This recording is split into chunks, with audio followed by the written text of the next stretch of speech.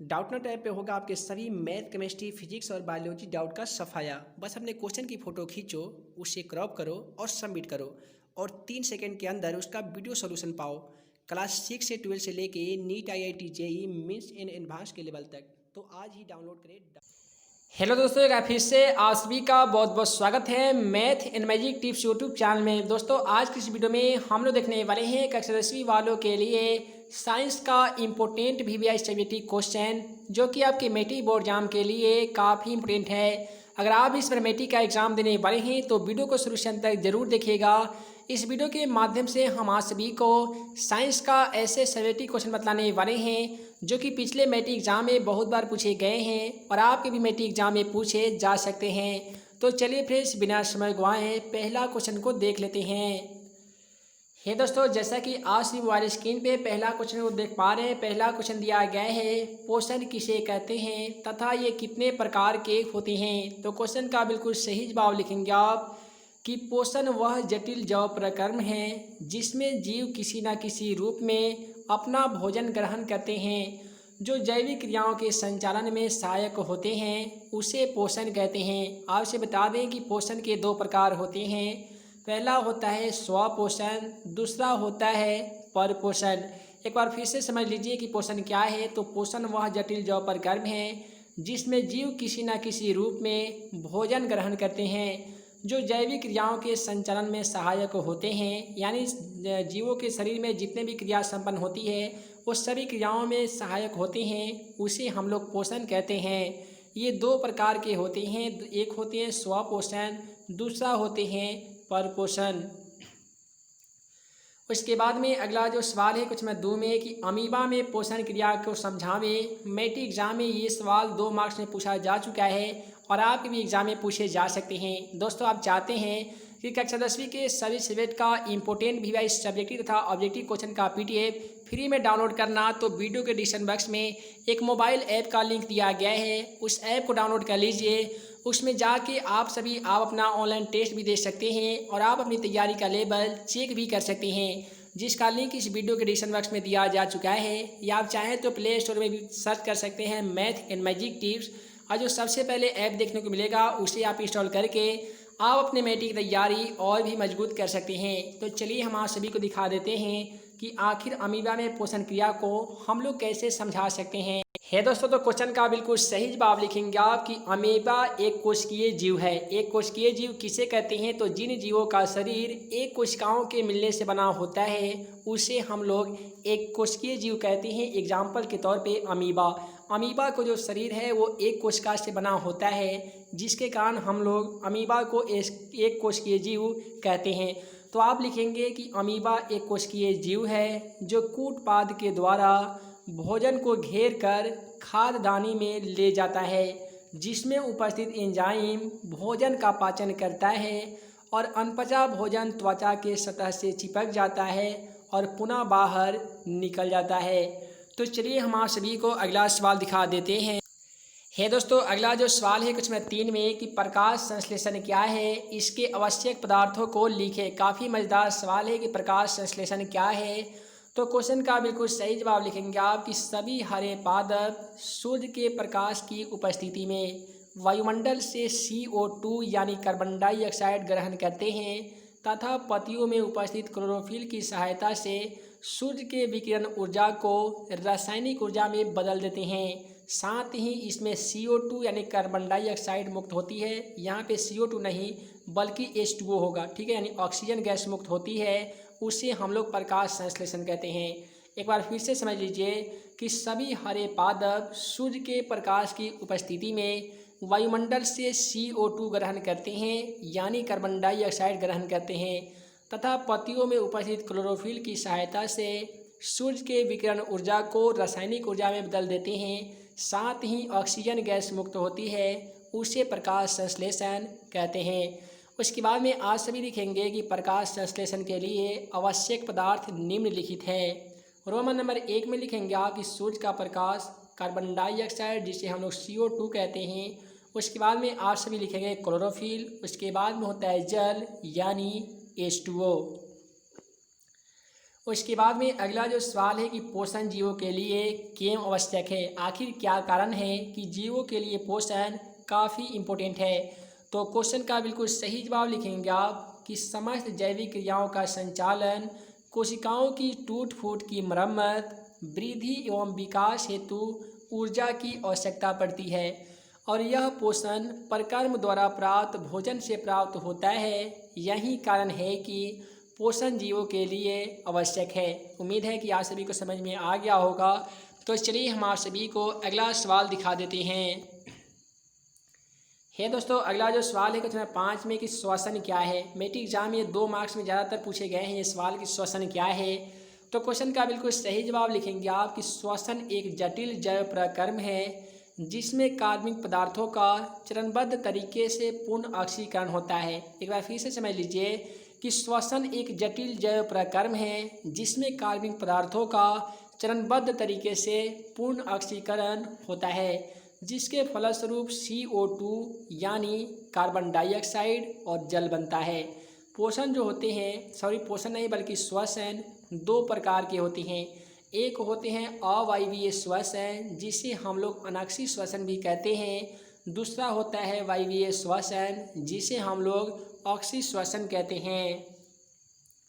उसके बाद में अगला जो सवाल है हमारा कि अवायवीय श्वसन और वायवीय श्वसन में अंतर स्पष्ट करें। आखिर ये दोनों के बीच में क्या क्या अंतर है अवायवीय श्वसन और वायवीय श्वसन के बीच। तो क्वेश्चन का बिल्कुल सही जवाब लिखेंगे आप कि अवायवीय श्वसन और वायवीय श्वसन में प्रमुख अंतर निम्नलिखित है, यानी नीचे लिखा हुआ है। तो क्वेश्चन का बिल्कुल सही जवाब लिखेंगे आप कि अवायवीय श्वसन ऑक्सीजन की उपस्थिति में होता है जबकि वायवीय श्वसन ऑक्सीजन की उपस्थिति में होता है। क्या होता है कि अवायवीय जो श्वसन है वो ऑक्सीजन की अनुपस्थिति में होता है, वहीं पे हम लोग बात करते हैं वायवीय श्वसन की, तो ये ऑक्सीजन की उपस्थिति में यानी मौजूदगी में होता है। उसके बाद में आज सभी रोमन नंबर 2 में लिखेंगे कि अवायवीय श्वसन कोशिका द्रव्य में संपन्न होता है, जबकि हम लोग बात करते हैं वायवीय श्वसन की, तो वायवीय श्वसन माइटोकॉन्ड्रिया में संपन्न होता है। उसके बाद में आज सभी रोमन नंबर 3 में लिखेंगे कि अवायवीय श्वसन में ग्लूकोज के अणुओं का आंशिक विखंडन होता है। अवायवीय श्वसन में क्या होता है कि ग्लूकोज के जितने भी अणु होते हैं ना, उन सभी अणुओं का आंशिक विखंडन होता है। वहीं पे बात कर लेते हैं वायवीय श्वसन की, तो वायवीय श्वसन में पायरुवेट का पूर्ण ऑक्सीकरण होता है। उसके बाद में आज सभी रोमन नंबर 4 में लिखेंगे कि अवायवीय श्वसन में कम ऊर्जा मुक्त होती है। तो मान लेते हैं कि अवायवीय श्वसन में जब कम ऊर्जा मुक्त होगी तो निश्चित है कि वायवीय श्वसन में अत्यधिक ऊर्जा मुक्त होती है, यानी ज़्यादा ऊर्जा मुक्त होती है। उसके बाद में अगला जो सवाल है कि मनुष्य में श्वसन क्रिया को समझावे। ये आपके मेट्रिक एग्जाम के लिए काफ़ी इंपॉर्टेंट है, क्योंकि बहुत बार क्वेश्चन देखा गया है, एग्जाम में पूछे गए हैं कि मनुष्य में श्वसन क्रिया को समझावें। तो बिल्कुल इसका सटीक जवाब है, क्वेश्चन का सही जवाब लिखेंगे आप कि मनुष्य में श्वसन 2 तरीके से संपन्न होते हैं। पहला चरण में वायु से ऑक्सीजन नासिका द्वारा यानी नाक के द्वारा फेफड़े में पहुंचती है, ठीक है, जिसके दीवारों में स्थित रक्त कोशिकाओं के हेमोग्लोबिन ऑक्सीजन से अभिक्रिया कर ऑक्सी हेमोग्लोबिन बनाते हैं, जो शरीर के संपूर्ण भागों तक पहुंचा जाते हैं। वहीं पे बात कर लेते हैं, वह पुनः जहाँ पे पहुँचाने के बाद वह पुनः टूटकर हेमोग्लोबिन में बदल जाती हैं, ठीक है। क्या करता है कि रक्त में उपस्थित रहता है हेमोग्लोबिन। आप सभी जानते होंगे कि हेमोग्लोबिन के कारण ही रक्त का जो रंग है वो लाल दिखाई देता है। तो रक्त में रहता है उपस्थित हेमोग्लोबिन, जो ऑक्सीजन से अभिक्रिया करके ऑक्सी हेमोग्लोबिन बनाता है, जो क्या करता है कि शरीर के संपूर्ण भागों तक पहुंचा जाता है और पहुंचाने के तुरंत बाद वह पुनः टूटकर फिर से हेमोग्लोबिन में बदल जाता है। ऑक्सीजन के फलस्वरूप बने CO2 यानी कार्बन डाइऑक्साइड से अभिक्रिया कर कार्बोक्सी हेमोग्लोबिन बनाता है, जो फेफड़ों के कोशिकाओं में पहुंचकर नासिका के द्वारा बाहर निकल जाता है, यानी नाक के माध्यम से बाहर निकल जाता है। ये जो चरण है ये श्वसन का दूसरा चरण है, ठीक है। तो आई होप आप सभी को याद हो गया होगा। तो चलिए हम आप सभी को अगला सवाल दिखा देते हैं। दोस्तों, अगला जो सवाल है क्वेश्चन नंबर 8 में कि परिवहन क्या है। मेट्रिक एग्जाम में 2 मार्क्स में सवाल पूछे जा सकते हैं कि परिवहन क्या है। तो क्वेश्चन का बिल्कुल सही जवाब लिखेंगे आप कि उपयोगी पदार्थों का शरीर के विभिन्न भागों तक पहुंचने और अनुपयोगी पदार्थों का शरीर से निकलकर गंतव्य स्थान तक पहुंचने की क्रिया को परिवहन कहते हैं। आसान भाषा में ये समझ लीजिए कि वैसे पदार्थ जो हमारे शरीर के लिए उपयोगी नहीं है, ठीक है, उसको शरीर से बाहर निकालकर उसके उचित स्थान तक पहुंचने तथा जिसका जो भी पदार्थ उपयोगी है हमारे शरीर के लिए वो हमारे शरीर के विभिन्न भागों तक पहुंचने की क्रिया जो होती है उससे ही हम लोग क्या कहते हैं, तो परिवहन कहते हैं, ठीक है। उसके बाद में मोस्ट इंपोर्टेंट जो सब्जेक्टिव क्वेश्चन है वो जाइलम और फ्लोएम में अंतर स्पष्ट करिए। मैट्रिक एग्जाम में पूछा जा चुका है, आप सभी क्वेश्चन बैंक भी निकाल कर देख सकते हैं कि जाइलम और फ्लोएम में अंतर हम लोग कैसे स्पष्ट करते हैं। तो बिल्कुल क्वेश्चन का सही जवाब आपको लिखना होगा कि जाइलम और फ्लोएम में प्रमुख अंतर निम्नलिखित है।